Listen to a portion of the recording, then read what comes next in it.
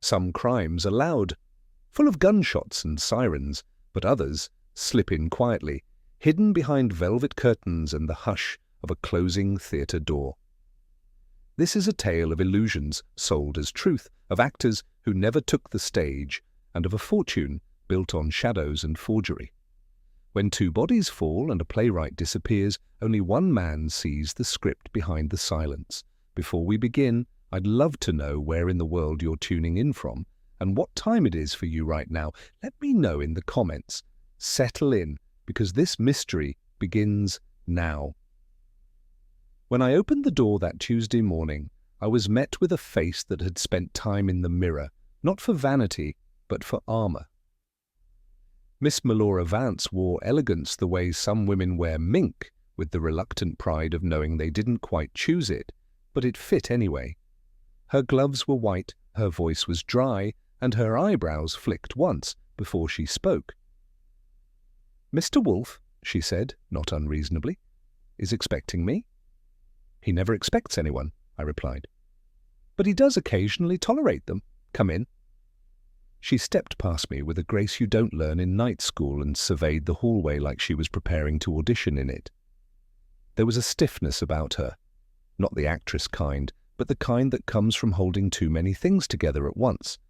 Dignity, fear, and maybe a handbag that cost more than my monthly salary.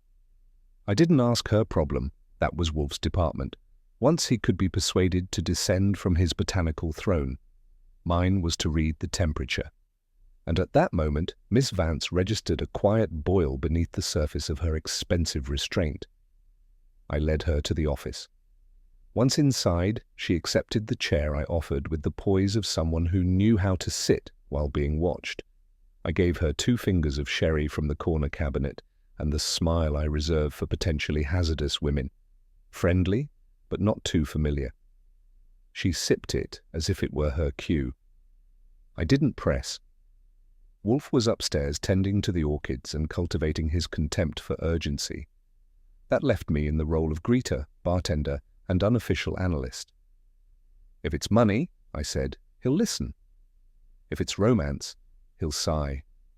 If it's both, he'll lecture." Melora Vance gave a half-smile that looked borrowed. "It's money," she said, "but not mine. Not anymore." I nodded and glanced at the wall clock. Wolfe would descend in 12 minutes if Fritz stuck to the roast schedule. I'd seen men with missing fortunes walk through that door, looking outraged. Melora looked more like a woman trying very hard not to be afraid. Whatever this was, it had cost her more than dollars. I leaned back. "You'll need to explain it again, slowly, when the man of the hour decides to grace us." When Wolfe finally made his entrance, plodding, precise, and wearing a scowl bred by 20 years of disillusionment, Melora was mid-sentence. She stopped speaking the way one does when a curtain lifts unexpectedly. Wolfe gave her a glance that neither welcomed nor discouraged, and made for his chair. Once seated, he performed the ritual, adjusting the cushion, leaning back, folding his hands and shutting his eyes. Then he opened them. "Miss Vance," he said, "my assistant has presumably offered you liquor. If you're here to discuss theatrical criticism, I decline. If this concerns a crime, proceed. Briefly." She did. Her production company, Vance and Crown Limited, had until recently boasted a modest but solvent balance sheet. Then, without warning, $200,000 earmarked for a revival of The Scarlet Spoon had disappeared. The only man with complete fiduciary oversight was Thurston Keel, her financial advisor. "And you suspect theft?" "I suspect misdirection," she said. "He says it's invested. I say it's vanished." Wolfe's lips curled ever so slightly. "The difference is often semantic, and seldom actionable." "I didn't come for semantics," she replied. "I came because something feels wrong." Which, of course, was when Wolfe began to lose interest. "Young woman," Wolfe began, shifting slightly, which was his equivalent of rising to his feet. "Embezzlement is a pedestrian sin, a coward's crime. It lacks flair, motive, or intellectual texture. It is, in essence, subtraction with paperwork." Melora blinked. I didn't. I'd seen the speech before, albeit with variations. It usually meant Wolfe was trying to disqualify the case before his curiosity became entangled. "I didn't say it was embezzlement," she countered, cool but persistent. "I said something is off. A man I trusted has turned evasive. Our show is stalled, and someone is lying." "That covers most of Manhattan," Wolfe muttered. I cleared my throat.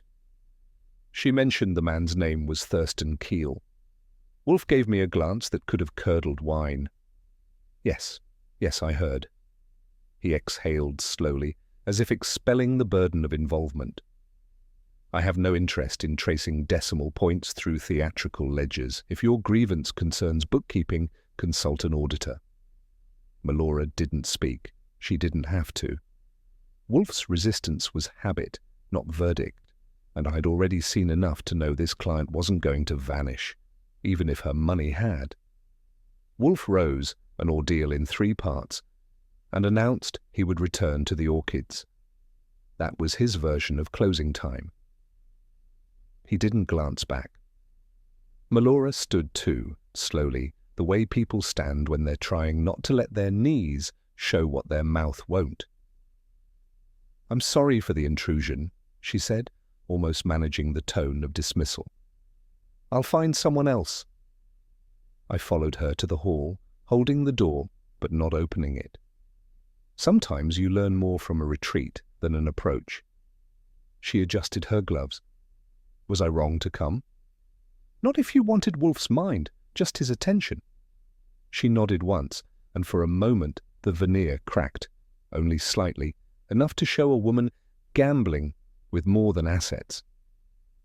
When she left, I closed the door softly and returned to the office, where Wolfe was already halfway up the stairs. "I think," I said to the air, "we ought to take this one, sir."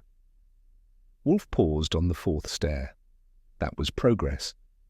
"You propose, Mr. Goodwin," he said without turning, "that we pursue a case based on vague anxiety and theatrical bookkeeping?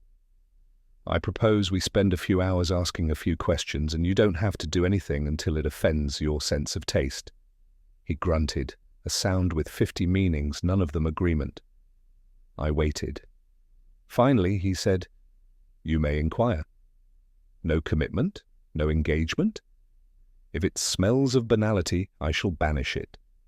I took that as a conditional green light. Back in the office, I found the chair where Melora had sat, still holding the impression of her posture, and the air held a faint trail of perfume. Not flowery, spiced, foreign, like something remembered from a better time. She hadn't left a single document, no files, no statements, just a name and a number, and a silence loud enough to follow me. I picked up the phone. It was nearly 10 when I arrived at Thurston Keel's office on West 47th, in a building wedged between a discount tuxedo rental and a theatre marquee advertising a comedy revue no one had heard of. The door was unlocked. That should have been the first clue. The office smelled faintly of leather, lemon polish, and something sourer underneath. The receptionist desk was unmanned. A lamp was on in the back. I called his name once. No reply. I pushed open the door. Keel was there, seated behind his desk, arms relaxed, head tilted slightly, like he was listening for applause that never came. The glass in his right hand was tilted just enough to have spilled if there'd been more liquid in it. His eyes were open, but dim. On the desk, no letter, no ledger, no explanation, just a half-empty bottle of bourbon and an envelope with nothing inside. But what struck me most, and stayed with me longer than it should have, was the light. A beam from the adjacent building, a rehearsal hall with a rooftop rig, was pointed directly at the office window. A stage light. Literature. Somehow it had found him. I checked his pulse. Nothing. I checked the drawer. Locked. I didn't call the cops right away. I stood there, looking at the way the light made his shadow fall sideways across the carpet. Not like a man at rest, like a man who'd bowed too late. Keel's office, once the theatre of his financial wizardry, looked too curated for a man who'd just exited the stage for good. The desk was clean, the chairs were aligned, and the blinds had been lowered with symmetrical precision, the kind no secretary in Manhattan could achieve without a ruler. He was seated as I'd left him the night before, except colder, stiller, and a lot less conversational. The bourbon bottle stood upright, half empty, like a character waiting for its line. The glass rested neatly on the coaster, as if he'd sipped, sighed, and made peace with his banker before taking the final gulp. Trouble was, the glass bore no residue. There was no suicide note, not even a scrawl on the blotter. The revolver in his desk drawer had a full chamber, untouched. More telling than the quiet was the calendar. It still bore penciled-in meetings for the next day, 3 of them, none crossed out. A man planning a dramatic exit rarely bothers to pencil in lunch with a client. The whole scene had the sterile feel of a dress rehearsal gone stale. No mess, no struggle, no farewell. I didn't believe in poetic suicides, not when the poetry was this carefully proofed. If there's one thing brokers love more than margins, it's ledgers, neat rows, running totals, arithmetic that can be argued but not erased. So when I started poking around Keel's workspace, I expected to find 1, maybe 2. What I found instead was absence, not the natural kind, but the curated type. The file drawer was locked, and the keys were missing. The wall safe had been opened and reclosed recently, judging by the faint smear of something oily on the dial. But inside, nothing. No cash, no documents, no willful attempt at narrative. The bookshelves were aligned with titles that had been dusted for effect, not use. One shelf, third from the top, had a tell, a clean rectangular gap between volumes of federal trade law and theatrical fundraising structures. The dust line didn't lie. Something had been taken, and not long ago. Keel may have fancied himself a man of numbers, but someone had decided his numbers didn't belong in his office anymore. I wasn't sure yet who or why, but I had a suspicion Wolfe would call it theatrical housekeeping, and not the kind done by amateurs. Back at the brownstone, I relayed the particulars. I gave Wolfe the whole package, the glass, the missing note, the unlocked door, the calendar that thought tomorrow was coming, and the ledger-shaped hole in the bookshelf. Wolfe listened, which was charitable of him, considering the hour and the interruption of digestion. He finished chewing, roast duck à l'orange, dabbed his mouth, and grunted. Then he said, "A broker's theatrical swan dive. Tasteless." I leaned back in my chair, arms folded. "You don't think it was suicide?" "I think it was indulgent," he replied. "All suicides are, but this one lacks verisimilitude. Brokers do not tidy their desks before they leap into the void. They do not pencil in Wednesday appointments." "Then you agree something's off?" He closed his eyes. "I agree that it was a poorly constructed scene. That does not in itself constitute murder." I let him enjoy his superiority. It would sour soon enough. Wolfe hated false harmony in cuisine, orchids, and death. And this death was humming the wrong note, just loud enough for his ear to catch. With Wolfe's reluctant approval, a grunt plus half a shrug, I started threading the streets between Wall Street and West 44th, tracing the legacy of one Thurston Keel. He had, it turned out, worn his reputation like a reversible coat. On the financial side, he'd once been a mid-tier Wall Street wunderkind, too smooth to jail and too subtle to trust. On the theatrical side, he was known mostly for knowing people, never investing, but always advising. Producers said he had a nose for soft spots. Playwrights said he made things disappear. Accountants, the few willing to speak, called him cursed with cleverness. What struck me wasn't who liked him, it was who didn't bother faking it. His Rolodex had gaps, old partners had changed numbers. A few whispered about the Safford thing and clammed up right after. Keel moved between worlds that pretended not to speak the same language, but every now and then he brought those worlds together. And someone always lost money when he did. He hadn't been loved, but someone had cared enough to clean up after his death, which, in its own way, was worse. Lorraine Safford opened the door of her apartment wearing a silk robe that cost more than my office chair and a face that had once graced 1,000 playbills. The lines were deeper now, the lighting less generous, but the bones were still Broadway.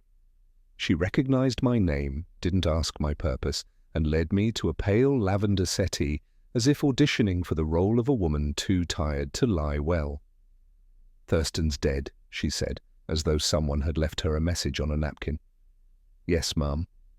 I thought he might be. He was trying too hard not to be. She didn't elaborate. I waited.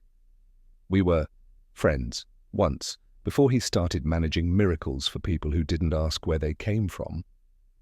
She poured herself something that looked like brandy and sipped it like tea. Was he scared? Her hand trembled once, then steadied. "Yes," she said, but still playing it cool, like a man who thinks the ice will hold if he just doesn't look down. She had no facts, but her tone held more weight than most affidavits. Whatever had happened to Keel, Lorraine Safford had already expected it, and had nothing left to say, except maybe what she hadn't. Vin Dempsey answered the door in a shirt that had once belonged to a better decade, and a mood that hadn't aged gracefully either. He gave me a look like I'd brought a summons, not curiosity, and motioned me into a studio apartment that smelled faintly of last week's coffee and old curtain calls. "You want to know about Thurston?" he asked, already heading for a bottle. He was a leech in a dinner jacket, but too scared to bleed. I didn't interrupt. When a playwright has an audience, you let him monologue. "He could sell phantoms," Dempsey continued, pouring 2 fingers of something cheaper than it looked.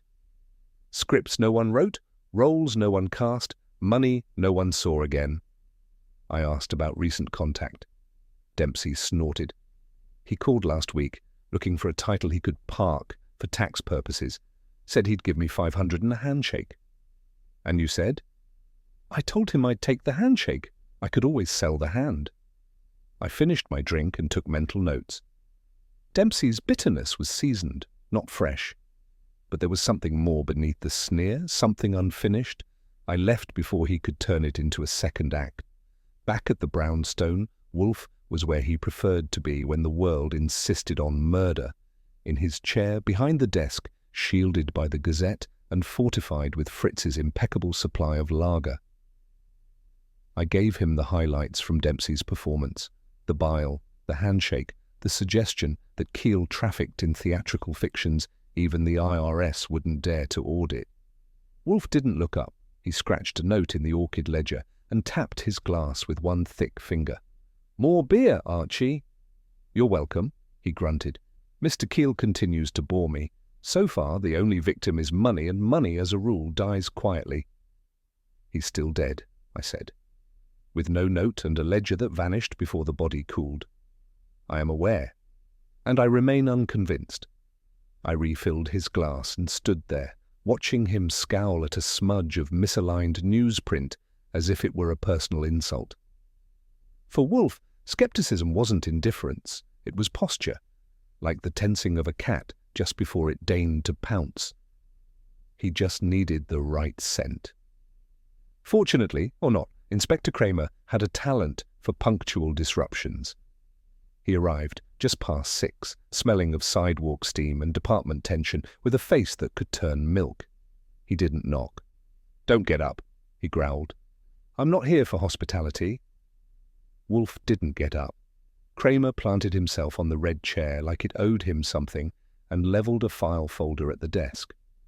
"Keel didn't kill himself. Lab report came in an hour ago. There was cyanide in the bourbon." Wolfe arched a brow. "Ah, so the victim is now interesting." "Don't start with me," Kramer snapped. You always know before we do." "I knew he died too quietly," Wolfe replied. "That isn't knowledge, it's instinct." "Fine, then maybe your instinct will explain this." He opened the folder. "We found a second set of fingerprints on the bottle. Belonged to your client, Miss Vance." I didn't blink, but I felt the click. Wolfe leaned back, eyes narrowed not in surprise but calculation. "So," he said softly. "The curtain rises." Kramer stood. "Tell her she's on the list." He left as he came, loud, unwilling, and 2 steps behind. Wolfe reached for his beer. It is an established fact as sacred in our brownstone as Fritz's consomme that dinner must not be disturbed. So when Inspector Kramer burst through the door during Wolfe's second course and dropped the cyanide verdict like an undercooked souffle, something had to give. And it wasn't the duck. Wolfe, eyes hooded like a priest at a heretic's funeral, let him finish, then reached for the Burgundy. "I presume," he said dryly, "you will now come regularly to ruin my digestion." Kramer glared. "You always manage to eat, Wolfe, even at a crime scene." When he finally left, with no help, little patience, and a folder that stayed unopened, Wolfe glared at the door for a full minute before addressing me. "Archie?" "Yes, sir?" "Have Miss Vance return tomorrow? At 11? No later." I raised a brow. "We're taking the case?" He sighed. "We are restoring order to my domestic schedule. The rest is incidental." I didn't argue. You don't look a gift case in the mouth, even if it comes with garlic and contempt.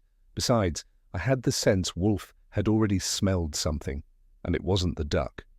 She came back the next morning in a grey dress 2 shades duller than the day before, and a voice half a pitch lower. Melora Vance was still composed, but the composition had changed. The vibrato of uncertainty now bled through the pauses. I brought her into the office where Wolfe, post-breakfast and pre-roses, tolerated the intrusion with his usual enthusiasm. "I did not kill him," she said before her coat was off. "And I didn't touch that bottle." "Touching is not the threshold for guilt," Wolfe said. "But please sit. Archie, the notebook." She sat.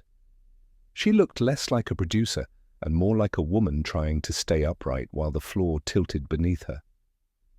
"I don't want to be cleared," she said. "I want to understand." Keel made promises.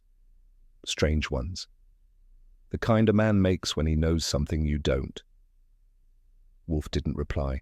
He closed his eyes like a cat pretending to sleep and waited, which meant she had 10 minutes, and I had my pen uncapped. "He said Broadway was going to pay off," Melora began, hands folded tight. But backwards. Wolfe's eyelids fluttered, but he didn't open them. "Pay off in reverse, to be exact. He said I wouldn't have to raise another dime for the Scarlet Spoon, that he'd make the books balance themselves." I glanced at Wolfe. No movement. I asked if it was legal. He said legal in spirit. I asked if it was safe. He laughed. She drew a breath. Then he said something else. Something that didn't make sense until I heard he was dead. He said the real audience was always behind the curtain. Wolfe opened his eyes then. Just a sliver, but it counted. "You believe he was planning something illicit?" She nodded. "I think he already had." I looked at Wolfe. He had shifted 2 fingers along the armrest, which in his code meant this had officially graduated from nuisance to curiosity. "Miss Vance," he said, "you must not confuse metaphor with deception. Though often cohabiting, they are not married." She blinked. He leaned back. "Continue, slowly." When she had gone, Wolfe sat with his eyes half shut, fingers steepled, marinating in thought. I waited a full minute before offering a prompt. "Broadway paying off in reverse?" He grunted. "There is something nearly admirable," he said, "in the criminal appropriation of artifice." "Meaning?" "Broadway, Archie, is a machinery of illusion, structured failure, cultivated sentiment, manufactured triumph. It thrives not on truth, but on the appearance of desire." I nodded. "So a perfect place to hide fraud. Not hide, justify." He opened his eyes fully now. "Suppose one were to use theatrical production as a vessel, a producer, a script, a set of investors. All legitimate. The production flops, as most do, which no one questions," I said. "Precisely, but what if the failure is not incidental, but instrumental?" He rose, which meant this was no longer philosophical musing, but theory in active bloom. "If Keel intended to engineer financial collapse as a form of profit, we must examine the structure, find the glue between theatre and theft." And the solvent? Wolfe scowled. The accountant. What was his name? Perry Slott. He nodded once. Go. Perry Slott worked out of a second-floor walk-up in a building that hadn't seen fresh paint since Prohibition. The door bore his name in flaking gold leaf, and the man behind it lived up to it. Crisp cuffs, scented tie, and a face that could double as a calculator's expression of disapproval. I gave him the pitch. Client concerned about financial irregularities, needs clarity, confidentiality assured. Slott blinked exactly once. Mr. Keel's records are his own, he said. My role was administrative. Was? I asked. He cleared his throat. Pending resolution of his estate. I offered nothing, just a pause. Slott continued. I performed standard reconciliations. His investments were volatile but technically solvent. Any recent anomalies? He hesitated. There was a check. I leaned forward. A cashier's check, unsigned. It came from an offshore fund connected to one of his clients. It didn't clear. Why not? Because it never existed, Slott said. On paper, yes, but no issuing bank could verify it. I nodded and stood. If anything else comes to mind? He gave a tight smile. I'll bury it under procedure. Outside, I jotted that name, Slott, with a heavier hand than usual. Either he was hiding something, or he'd seen enough not to want it found. When I got back, Wolfe was pruning the root hairs of a Paphiopedilum hybrid like it had insulted his morals.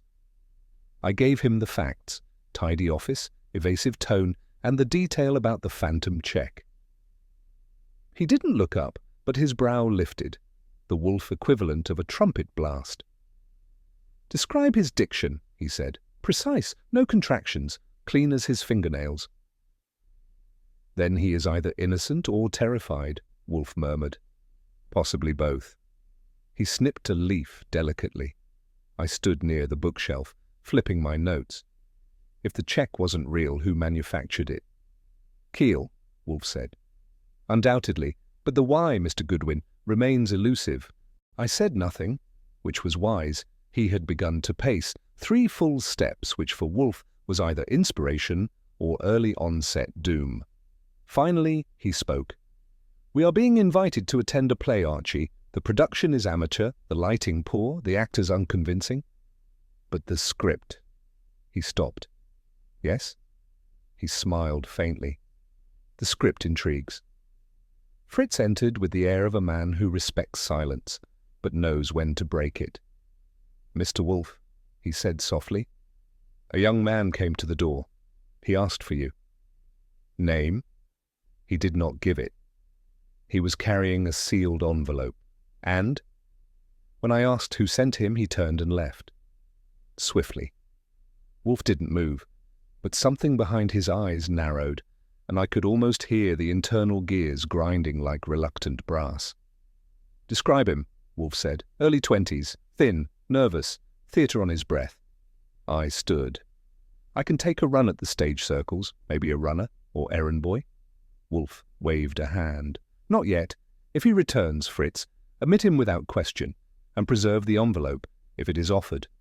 Fritz nodded and withdrew. Wolfe looked at me. It has begun. What has? He leaned back.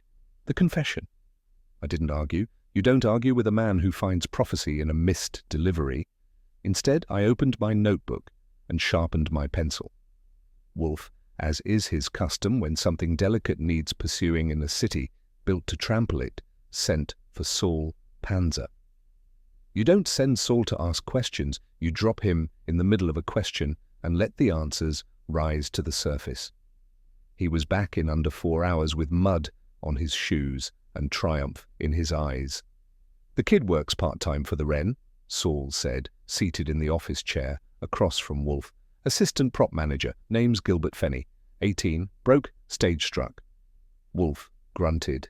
And he was seen at a prop warehouse on 10th Avenue carrying a manuscript, one of Keel's.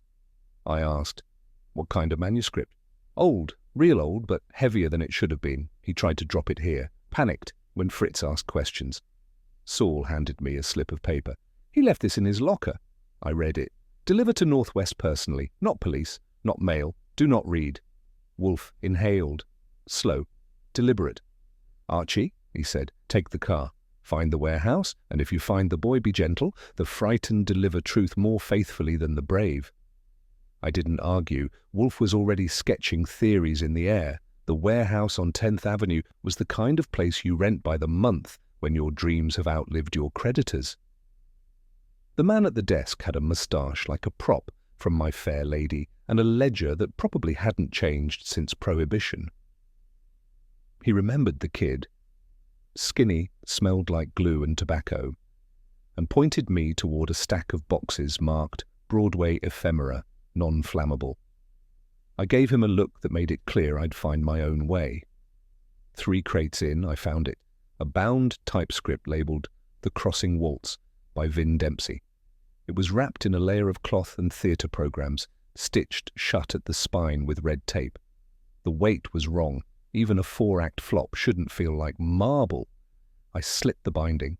Inside, tucked between pages of overwritten stage directions and dialogue that hadn't aged well, was a ledger. Not photocopied, not printed, handwritten in tight columns. It smelled of old ink and cold sweat. Show titles, names of investors. Sums that didn't correspond to ticket sales unless the Scarlet Spoon had secretly played the moon. I left with it under my arm. Wolfe didn't like stage drama, but this one I suspected he'd find engrossing. Wolfe received the book like it was a fossilized sin. He spread it across his desk with the same solemnity he'd apply to a first edition of the Iliad or a fresh menu from Rusterman's. I stood by, notebook in hand, while he turned the pages as if he expected them to confess out loud. He didn't speak for 3 minutes, then quietly, "This is not a ledger. It is a mask." He tapped one column. "These are not real productions." I glanced over. The Lark Ascending, Chimney Rights, north of rehearsal. None of them had ever seen footlights, let alone audiences. "The expenses are precise," Wolfe murmured. "Set construction, costume rentals, payroll entries, all consistent, too consistent. The numbers are narratives, designed to persuade, not record." I said, "So it's fake bookkeeping?" "No," he corrected. "It's perfect bookkeeping of something false, which is far worse." He closed the book gently. Mr. Keel did not merely divert funds. He orchestrated a pageant of illusion. And he did it with the kind of discipline rarely seen outside churches or prisons. Wolfe's fingers drummed the desk. That's the equivalent, in his lexicon, of shouting from rooftops. "Archie," he said, "this was not a swindle, it was a structure." I nodded. "You mean like a Ponzi?" "No. Ponzi schemes depend on inflow. This depends on invisibility." He pushed the ledger toward me. "These shows were never meant to succeed. They were built to fail, deliberately, methodically. Failure covered the true function, a laundering vessel. The illusion of artistic collapse justifies vanishing money." I looked again at the numbers. Payrolls for actors who never rehearsed, theatre rental deposits never followed up, directors with names that didn't appear on any playbill. "And no one noticed? Because no one cared," Wolfe said. "Broadway flops are less scrutinized than tax filings from the clergy. Producers fail all the time.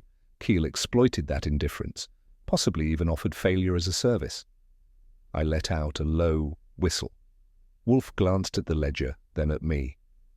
"There is something rotten here, Archie, not merely criminal, contemptuous." He leaned back. "The question is no longer who benefited, the question is who knew?" And he reached for the bell to summon Fritz. Lunch was due, but the play I suspected was not yet over. The phone rang at 2:37, a time when Wolfe considers conversation permissible only if it concerns source reductions or homicide. This one qualified. It was Kramer. "She's dead," he said. "Lorraine Safford, found in her bath at noon by the cleaning girl. Wrists slit. Note on the sink. Typed. No signature." I waited. "She typed a line about not being able to live with the shadows. That's it. No date? No initials? You believe it?" I didn't answer right away. Kramer didn't wait. "She was on your list, wasn't she?" "Marginally," I said. "She'd known Keel." "She knew more than that," Kramer snapped. "But she won't tell us now." I hung up and turned to Wolfe, who was buttering toast as if the dairy industry depended on his precision. "Lorraine Safford is dead," I said. "I assumed you were stalling for dramatic effect," he replied. "How?" "Bathtub, razor, typed farewell." He paused, butter poised mid-air. "Suicide?" "That's the claim." He set the knife down precisely. "No. No? Miss Safford did not die from what she knew. She died from what she would not say." I didn't argue. He rarely gave grief the dignity of volume, and this grief was already being rewritten as silence. I've seen Wolfe unmoved by death, not from indifference, but from principle. Mourning for him was a matter of truth, and truth required friction. Lorraine Safford's death instead arrived prepackaged with motive and method, too crisp, too quick, and entirely too cooperative. He didn't rise, he didn't blink. He simply sat, hands folded on the armrests like a seated sphinx with a cultivated distaste for mediocrity. "She left no towels," he said quietly. "That stopped me." "What?" "If one intends to die in the bath," Wolfe murmured, "there are practicalities, towels, clothing nearby, a robe, evidence of intention." I opened my notebook. Kramer didn't mention towels. He wouldn't. He's not paid to doubt suicide when the narrative pleases. Wolfe leaned back. Lorraine Safford was frightened, not desperate, and fear, Mr. Goodwin, does not produce careful endings. There was a pause. "She resisted something," he said. "Or someone." His tone was colder than usual. Not angry, but stripped of tolerance. I made a note to revisit the scene. Not to console the dead, but to observe the lie left behind. And Wolfe, now silent, had already returned to his inner map. The doorman at Lorraine Safford's building recognized me from the day before, nodded, and said nothing. On the elevator ride up, I replayed Wolfe's words about towels and theatrical exits. He had a way of making doubt sound like certainty, and I'd learned not to fight it. Inside, the apartment hadn't changed, which was itself a problem. A woman found dead in her tub, blood on porcelain, a note beside her should leave a trace. But the maid had come and gone. The body had gone too. What remained was too tidy. The glass tray on the vanity still held a decanter and 2 matching glasses. One had been used, the other untouched. No towels in sight, not in the hamper, not on the rack. I opened the linen closet, 3 folded, pristine. Who takes a final bath and dries nothing? Something had been staged, or cleaned, or both. I stood a minute longer in the silence. No sign of struggle, no scent of perfume, just the faint note of lavender and something sharper, like desperation, or a cover-up done in haste. I left with nothing in my hands but a growing sense that someone had written her final act, and Wolfe would read it line by line. When I returned, Wolfe was already at the board, white oak, thumbtacked and ruthless. Red strings were for the dead, blue for the vanished, green for money. He had all 3 intersecting in the centre under one name, Keel. "Miss Safford," he said without turning, "was not meant to die yet." I nodded. Then someone panicked. "No," he corrected. "Someone improvised. There's a difference." He stepped back, surveying the board as if inspecting a battlefield before the smoke cleared. "The ledger is too clean," he murmured. "The production title's too deliberate. And now a death too timely." He tapped the name Dempsey with a blunt finger. "This," he said, "is where motive begins." I leaned against the cabinet. "What now?" Wolfe turned. "Now, Mr. Goodwin, we invite the actors to perform." And he rang for Fritz. Not for food, but for a stage. It wasn't hard to find the paper trail, once I knew what stank. Broadway accounting is theatrical even when it's clean, but what I dug up was dressed for a masquerade. In the papers for a failed musical called The Lark Ascending, I found Melora Vance's name listed as executive producer. That would have been fine, except she'd never heard of the show. The program had her name, a ghost director, a venue that had never hosted it, and production dates that overlapped with a real show she'd actually produced uptown. It was a forgery on paper, but too elaborate to dismiss as clerical fantasy. Someone had created a theatrical facade, a show with no stage, cast, or opening night, and pinned her to it. When I brought it to Wolfe, he didn't even lift an eyebrow. He just said, "The line between invention and imputation is thin, Mr. Goodwin, and criminal when crossed for convenience." I agreed. Melora was being set up, and whoever had done it didn't just want her broke, they wanted her buried under someone else's curtain. Wolfe, in one of his occasional bursts of movement, sent me back to Vin Dempsey, this time with sharper teeth. I found the playwright in a cluttered walk-up, smelling of tobacco, books, and regret. He didn't offer me a drink, which was a change, and didn't waste time with greetings. I got to the point. "You sold Keel a script?" "Sure," Dempsey said, eyes like cracked glass. "One I wrote in '47 and buried in a drawer next to my last royalty check." "Why sell it now?" "Tax season," he said flatly. Keel offered to take it off my hands and file it as a shelved project. Said it helped his client. "Which client?" He shrugged. "Didn't say, didn't care. I got $600 and the illusion I still mattered." I watched him for a beat. "That all you got?" His jaw shifted. "That's what he gave me." It was too smooth. Dempsey didn't lie well, but he lied fast. Which was worse. I didn't press then, not yet. But the silence that followed was too heavy for a man supposedly content with $600. Whatever Keel had really paid for, it wasn't just paper. And Dempsey knew it. I asked one more question, gently. "What if I told you Keel used your script to cook the books on a phantom show?" Dempsey's face froze, then cracked. Not wide, just enough to show the pressure inside. His hand curled on the table, like he was weighing a punch he wouldn't throw. "He wouldn't?" he said, not denial, not quite. "But he did. We have the ledger, your title's all over it. So are numbers that don't belong in a rehearsal hall." That did it. He stood, fast. "I don't know what the hell Keel did with it, and I don't care. I sold him a damn manuscript, not a license to turn it into evidence." "You knew." "I suspected," he snapped. "There's a difference." I didn't answer. I didn't have to. He was sweating now, anger clouding a truth he didn't want named, which meant he knew more than he'd admitted, and maybe less than he feared. Either way, Wolfe would be interested. And Dempsey had just rewritten his role in the drama, from bit part to prime suspect.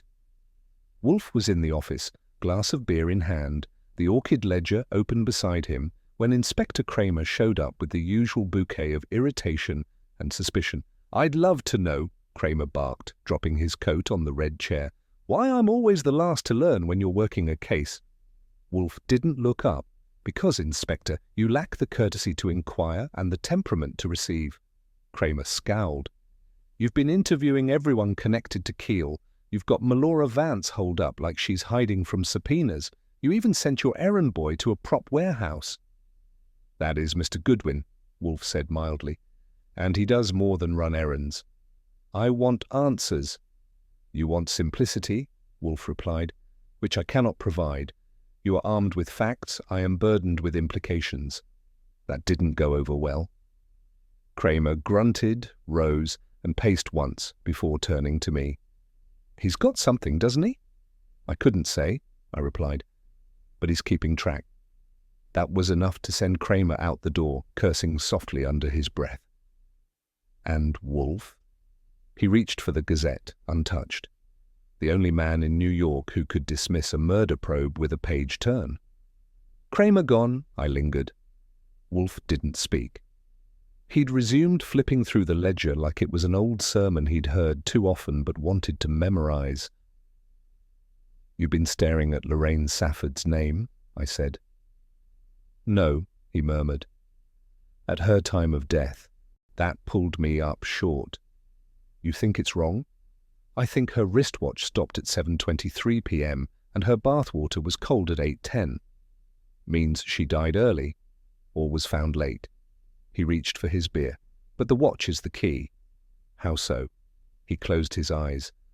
A watch stops when water enters the casing and corrodes the mechanism. That's not instantaneous. It suggests the bath was drawn, she entered it, and remained still long enough for the water to penetrate before death. Which means she was unconscious before the wound, or posed after. That was Wolfe's way of saying it wasn't suicide, and if Lorraine Safford had been moved, in life or in death, someone had taken great care to make it look careless. It was just past 11 when Saul called. Wolfe was at his desk, diagramming criminal intent with a fountain pen when I answered. "He's gone," Saul said. "Who?" "Perry Slott." That straightened me up. "Define gone." "Apartments unlocked, no slot. Beds made, windows open, but I found this." A pause, then, "A torn program for the Lark Ascending." Blood on one corner, a cufflink in the hallway, gold with an inscription. My stomach tensed. "What does it say?" D. Dempsey." I thanked him and hung up. Wolfe didn't need to ask. He was watching me. "Slott's missing," I said. Saul found a program and a cufflink, bloodstained. Wolfe closed his ledger and folded his hands. "Then we are no longer dealing with arithmetic," he said. He rose, which meant the landscape had changed. When Wolfe left his chair, the stakes had climbed past curiosity and into inevitability. "Find Miss Vance," he said. "Tell her to return tomorrow." "Why?" "Because," Wolfe muttered, "the play has dropped its curtain, and the next act will not be silent. When it comes to disgraced producers, Florida is their Valhalla, where palm trees forgive artistic sin and cocktail umbrellas dull memory. Bert Hamill, once a name whispered with caution in Schubert circles, had washed ashore in Sarasota, where faded Broadway men went to swap regrets for sunburns. I reached him by phone at a bungalow registered under Marion's Craft Supplies, and he didn't bother denying who he was. "Keel," he said, "that charlatan? That magician with money but no script. He could raise capital on a cocktail napkin and still make it disappear before intermission." I asked about recent contact. He phoned in June, said he had a new angle, something cleaner than Ponzi and dirtier than art. And I told him I already had my heart attack for the decade. He laughed. Not kindly. I told him to lose my number unless he wanted to finance a revival of me and the Fire Code. Then he hung up. Hamill hadn't liked Keel, but I could tell, behind the sneer, beneath the scorn, that he'd been tempted. And if a man like Hamill had hesitated, then whatever Keel was peddling had been riskier than even his usual sleight of hand. Melora Vance didn't wait to be asked. When I mentioned Hamill's name, she nodded, slow and deliberate. "I found him first," she said, "before you. 2 weeks ago, a long shot." I leaned forward. "I took a red-eye to Tampa, used a friend's contact, told Hamill I was investigating some irregularities in our past financing." He listened, with that grin of his. Then he poured me a drink and talked about hurricanes. What did he say about Keel? He said Thurston could charm numbers out of empty seats, that he was the only man in New York who could write checks using fog. "Did you press him?" She hesitated. I asked if he was involved in the show. The Lark Ascending, he said he wasn't. But he smiled. The kind of smile that says no and means maybe? Exactly. I didn't press further. The conversation had clearly rattled her, and not just because of what Hamill said, but because of what he didn't. She'd gone seeking answers and returned with riddles, the kind only Wolfe could stand to listen to without choking. And judging from the way she held her cup now, she knew it. Wolfe once said that time is the most deceitful witness, always present, rarely precise. I spent the next morning tracing Lorraine Safford's final hours, and for once the clock told more truth than the people who'd watched it. Her building's doorman had clocked her return at 5:15 p.m., umbrella folded, mood unreadable. The cleaning girl entered at 8 o'clock, found her in the bath, and called the police at 8:07. The official coroner's estimate was death at approximately Yedi Kirk Besh. Only the bathwater had been cold, not lukewarm, cold, which meant Lorraine had been dead for longer. And the stopped watch on her wrist, 7:23 p.m., suddenly meant something more than just tragic symbolism. I called the building's plumber, posed as a tenant, learned hot water from the upper floors drains fast after 6:30 if 2 apartments run showers. So I revised the timeline. Lorraine died closer to 6 o'clock than 8 o'clock, and someone careful, had tried to time the discovery just late enough to look believable. It wasn't just a matter of death, it was choreography. And Wolfe would recognize a bad cue when he saw one. Wolfe hated company with his lunch the way saints hated sins, but today he made an exception. He ordered Fritz to set 4 places in the office, not the dining room, which meant this was theatre, not hospitality. Melora arrived first, then Dempsey, punctual but pouting, then Kramer, dragged in like a man summoned to a boardroom he hadn't called. Lunch was quail and polenta, but no one touched the second course. Wolfe sat with his napkin folded like a challenge and began with a toast. "To collaboration," he said. "The innocent kind," Kramer muttered. Wolfe ignored him. "Miss Vance, did you know that your name is attached to a production that never opened, never rehearsed, and never spent a single day in artistic effort?" Melora stayed composed. "I know now." "Mr. Dempsey, would you care to explain why a script you sold for taxes appeared as the centerpiece of that very production?" Dempsey blanched. Wolfe turned to Kramer. "Inspector, you may wish to open your notebook, but not yet. The scene has not peaked." Kramer didn't speak, but he didn't put his pen down either. The air grew 10 degrees colder, and Wolfe hadn't even begun. To her credit, Melora didn't wilt. Wolfe pressed subtly, allusion, not accusation, asking about wire transfers, silent partners, and a coincidental check made out in her name from a company she'd never heard of. She didn't flinch, not exactly. "I don't know who used my name," she said, "but I didn't sign a thing." Wolfe nodded.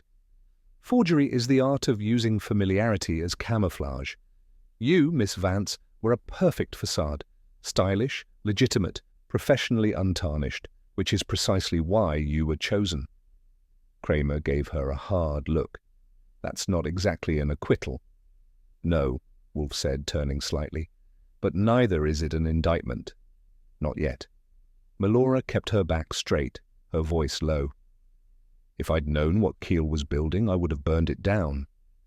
"And that," Wolfe murmured, "is why you're still at this table." She blinked once.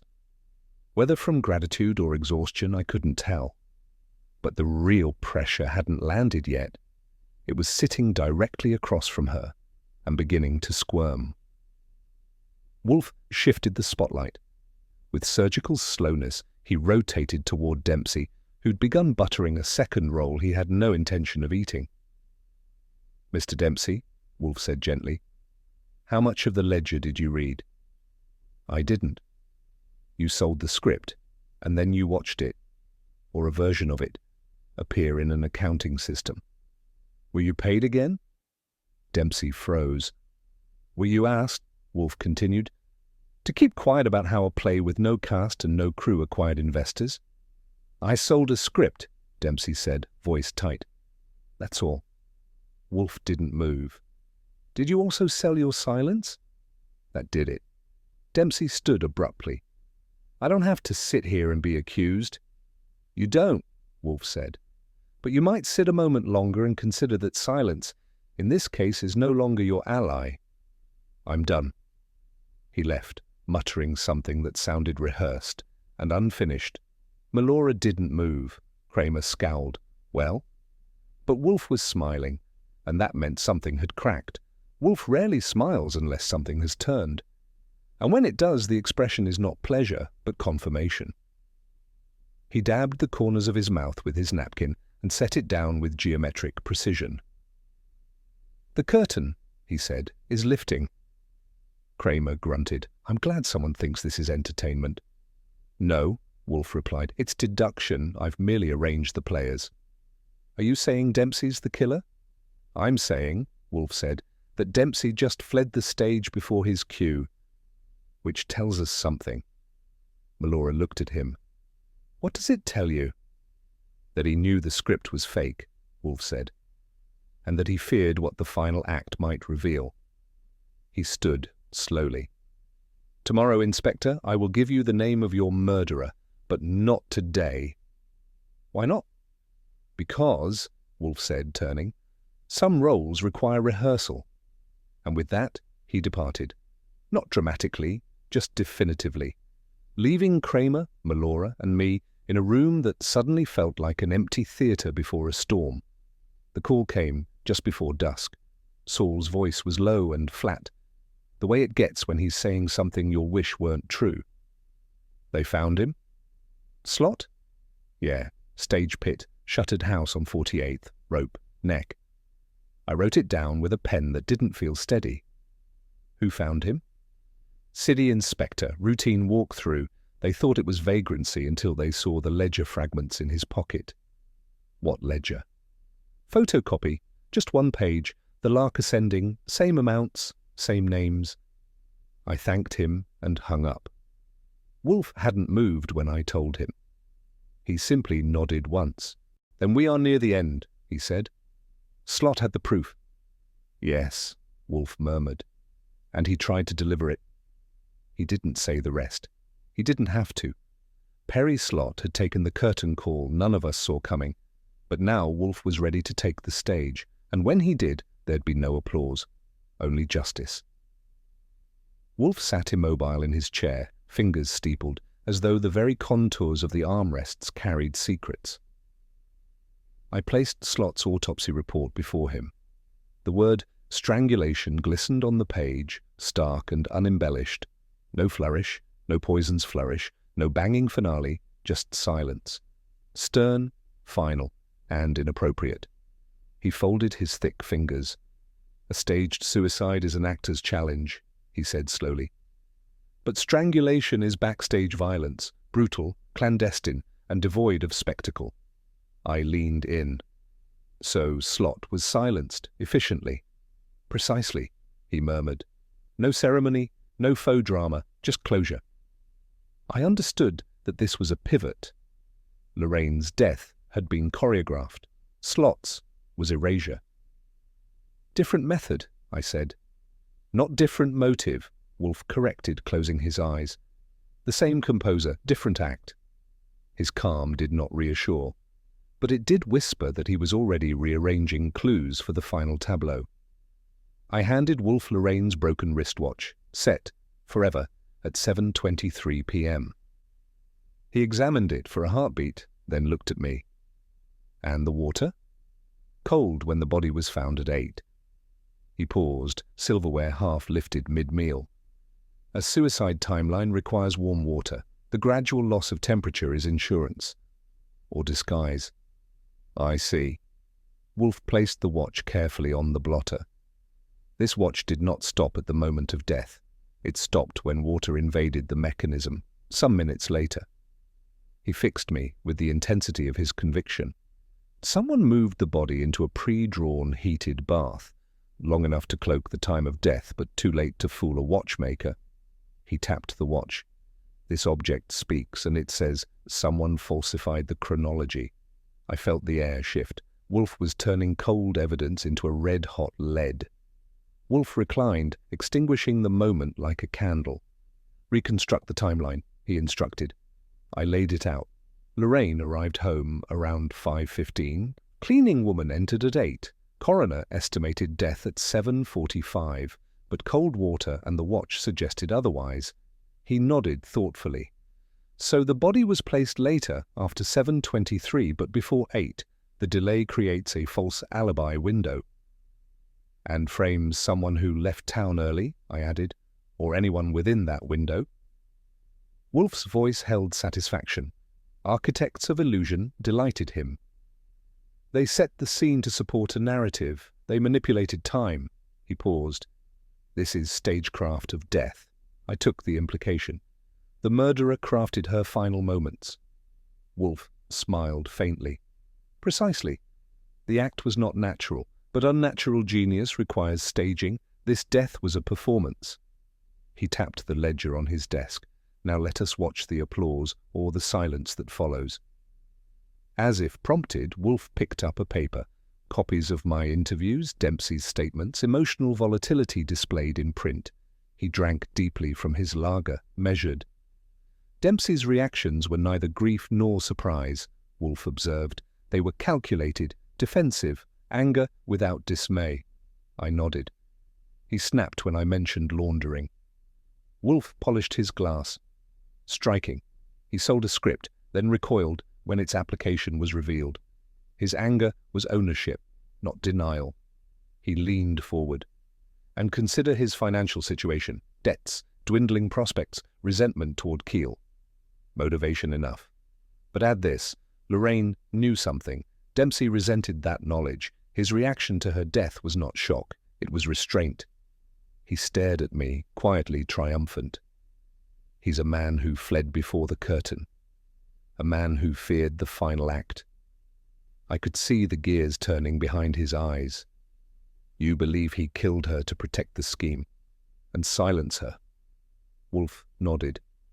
A murder of necessity, not passion. The table had shifted. The suspect now wore his guilt in plain sight. Wolfe turned to the envelope moment. Slot attempted to deliver proof but was silenced. I confirmed.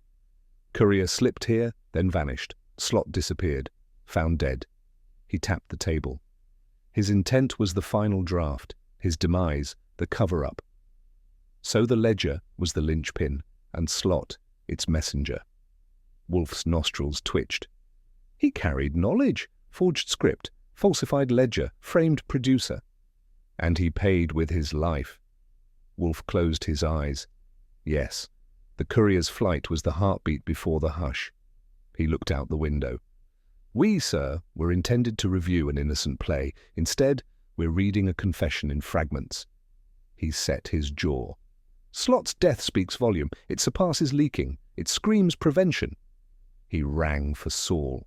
I leaned back. The message had landed, the cast was shifting, and the final act had begun. Wolfe gathered us, Archie, Saul, Fritz, in the office. He held a battered typescript, the forged lark-ascending script alongside pieces of the ledger. No one spoke. He addressed us softly. Tomorrow we will hold a reading. Each person will speak from both documents. I caught Saul's eye. He nodded. Wolfe continued. This script is false. The ledger is a mosaic. We will reveal the gaps, reveal the lies, in open testimony. I felt the tension deepen. Fritz shifted his chair. He nodded at me. Mr. Goodwin, ensure everyone returns. I felt the weight of the invitation. Not accusation, but irresistible truth. Wolfe laid the papers out. The production has no director, no opening night, yet the names remain, the funds remain, and the victims multiply. He tapped the script. Tomorrow each person will read their lines in the guise of innocence, but the words will betray them. When he looked up, slow pride warmed his expression. Let our staging begin. Later, Wolfe dialed Kramer. His tone was quiet authority. Inspector, he said, I will deliver the truth.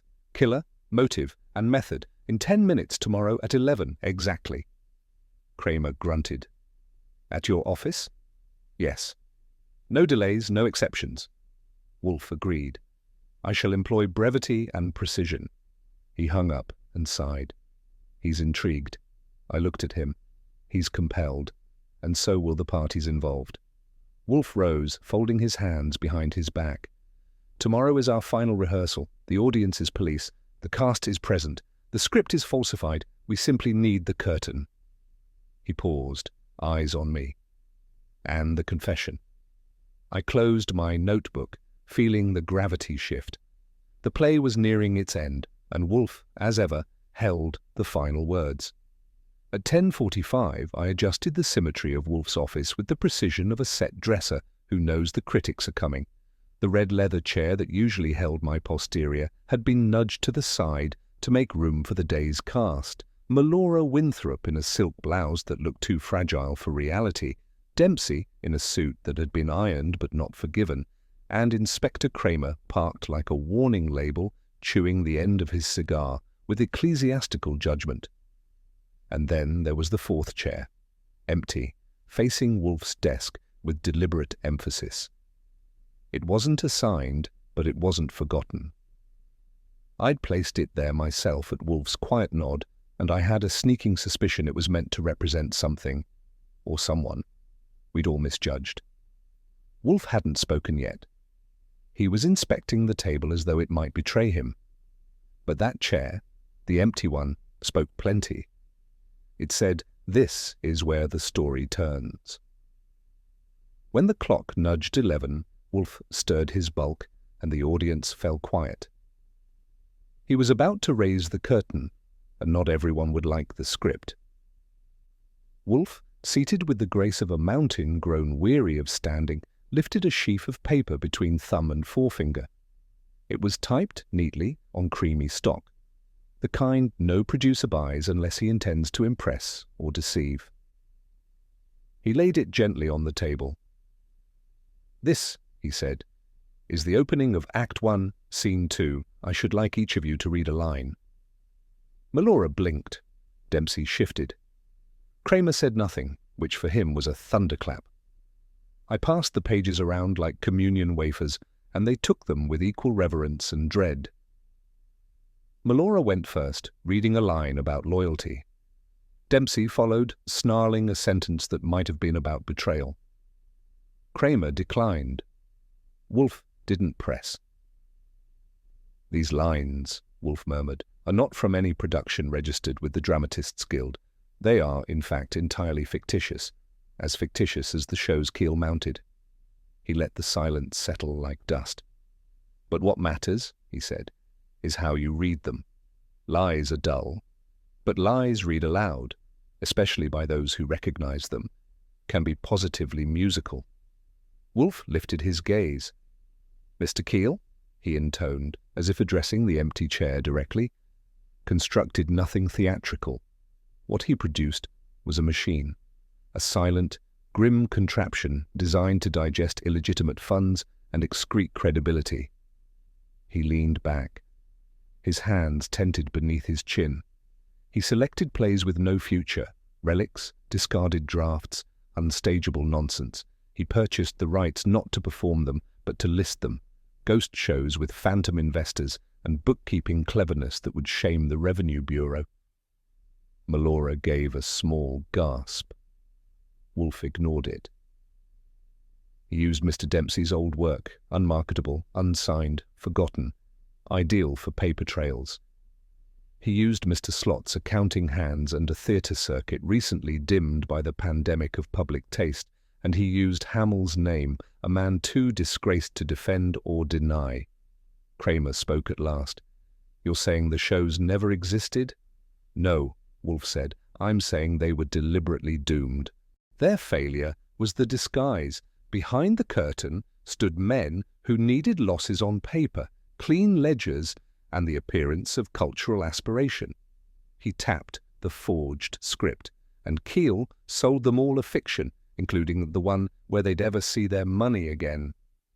Melora looked as though someone had handed her a mirror and dared her to recognize her own reflection. Her lips parted, then closed again. Wolfe regarded her not unkindly.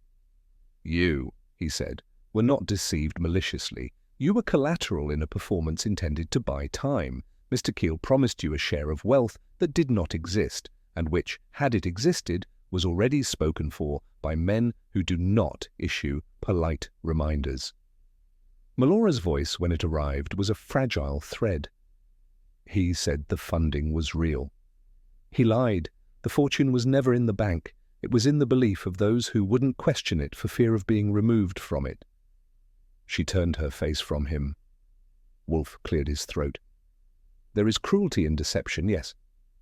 But the cruelest deception is the one that sustains hope, long after hope should have expired. That is the act Mr. Keel staged for you." And for a long moment Even Inspector Kramer said nothing. "Lorraine Safford," Wolfe began, and his voice sharpened to the edge of a scalpel, "was not murdered in haste. She was silenced in calculation." He glanced at me. "Mr. Goodwin, you observed the absence of towels, the single glass?" I nodded. "Staged." "Precisely. Lorraine discovered a discrepancy, perhaps a transaction that did not conform to the usual laundering pattern. She understood enough to question it, not enough to survive it." He folded his hands. "The bath, the note, the hour, all fabricated. Cold water does not lie, nor does a wristwatch that breaks precisely at 7:23 p.m. Dempsey shifted in his seat, but Wolfe continued. "She was meant to appear suicidal, but a woman preparing to die does not pour one glass, she does not forget towels, and she does not type a farewell without signing her name." He paused. "She was a whisper, a warning, and she died because her whisper came too close to truth." Even the orchids in the alcove seemed to listen as Wolfe returned his gaze to the empty chair. "Perry Slott," Wolfe said, "was less subtle." He reached to the side and drew out the tattered theatre program Saul had delivered 2 nights before. A smudge still stained the bottom corner, faint, reddish, deliberately ignored. "He attempted to deliver something," Wolfe went on. "A ledger, perhaps, evidence, but he vanished instead, not by choice." He turned to Kramer. "Your men found him beneath a shuttered stage, strangled, no witness, no struggle, but why there?" Kramer grunted. "You tell me." Wolfe obliged. "Because Slott was trying to reach someone. Me. He had discovered the truth Lorraine had glimpsed. He was not silenced for what he knew. He was silenced for where he was going with it." Melora inhaled sharply. "2 deaths," Wolfe said. "Not crimes of passion, nor accidents of fate. They are markers, not of the truth, but of the desperate distance someone traveled to delay it." He placed the program beside the script. "And now the delay is over." I passed Wolfe the cufflink. He held it between 2 fingers as if it offended his sense of geometry. "Gold," he said softly, "with a decorative enamel, monogrammed. One might call it elegant until one notices the dried blood and the position in which it was found." He turned to Dempsey. "You are left-handed." Dempsey's mouth opened. Wolfe held up a finger. "No denials, please. You sign with your left, you gesture with your left, and when you struck Mr. Slott, you used that hand, as evidenced by the location of the smudge on the program, and the cufflink retrieved from beneath the stage flooring." Kramer sat forward. "So he dropped it?" "No," Wolfe said. "He tore it loose. A man strangled from behind will reach for anything." He dropped the cufflink onto the table. It landed with a small, damning sound. "You killed him," Wolfe said, "because he knew too much. And you killed Lorraine because she knew just enough. You staged a suicide and a vanishing, and left behind theatre's oldest truth." He looked at the cufflink. "No performance is perfect." Kramer stood. His face, for once, was unreadable. "Henry Dempsey, you're under arrest." The man did not argue. He did not ask for counsel. He rose like a man who had, at last, run out of lines to say. As Kramer read the charge, Wolfe closed his eyes, weary but satisfied. When silence followed, he spoke as if to no one. "There are men," he said, "who use art not to express beauty, but to conceal ugliness. They call it ambition. I call it desecration." Dempsey was escorted out, the chair he had filled now echoing the first. Empty again. I looked at Wolfe. "You sure that's all of it?" He sighed. "I am sure it is enough." And I couldn't argue with that. Wolfe did not speak again that day, not beyond the polite necessities demanded by Fritz's cuisine and the care of his orchids. He sat beneath the violet blooms as though the world outside had ceased to merit further thought. I, on the other hand, returned to my desk and watched the rain slide down the window pane like a stage curtain closing on something that had never really been a play. Greed, deceit, illusion. And 2 lives gone because of a script that was never meant to be read aloud. Not every case ends with applause. But the truth, once found, always echoes, In the end, the curtain did fall. Not with applause, but with silence. Greed had masqueraded as art, betrayal wore the costume of trust, and the stage was littered not with confetti, but with consequence. Wolfe, as always, remained immovable, yet the truth he unearthed stirred the air like a final, unspoken line left hanging. The players bowed, some in shame, others in chains, and the fiction they built collapsed beneath the weight of reality. Would you have seen through the illusion or been taken in by the script? Let me know your thoughts in the comments, and if you enjoyed the mystery, be sure to like the video, share it with someone who loves detective stories, and subscribe for more. Not every case ends with applause, but the truth, once found, always echoes